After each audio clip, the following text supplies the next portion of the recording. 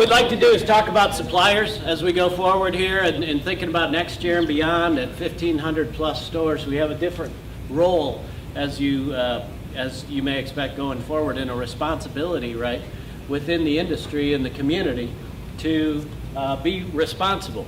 Because as we continue to get bigger and larger, our involvement with each vendor becomes critical to each vendor.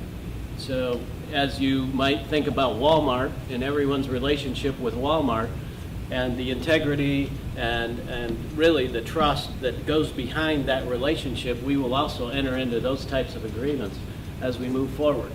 So we also see an opportunity to transition the industry. Our industry is one that has been, for the most part, vendor-driven and vendor-controlled.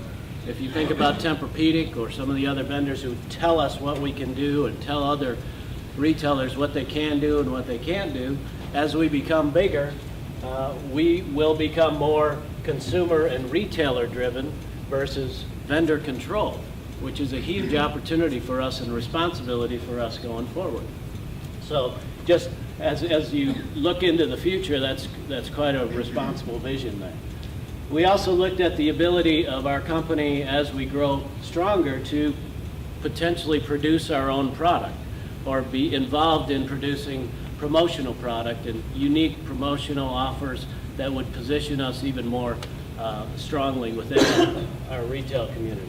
So we kept coming back to advocate for the consumer, and what our responsibility going forward there is in terms of providing outstanding product, providing outstanding education to the consumer, providing outstanding marketing, and really pulling all this together into what we stand for, which is better sleep and really becoming the ultimate sleep retailer. We also talked about having better relationships with our vendors, not just beat them up on price or having them try to beat us up on price, and really truly look for win-win situations on that. Harry and Steve talked about that when they built Mattress Firm. They had good partner relationships. We want to continue that. We also talked about looking for bigger red lights. That's why there's a big red light bulb there for our sales floor to be able to really make us different from the guys across the street with better exclusives. Do you want to talk about that? Any of that stuff? One of the things we talked about was, as we keep on growing, as our sales process differs from other retailers out there, maybe a way of saving our suppliers money would be have in-house reps do our own product training and things like that to be able to get more favorable terms with our vendors and things like that. Let's see here, what else we got? I don't know what else we got. Well, there's also, and Brett just hit on it, the notion of red lights and exclusives.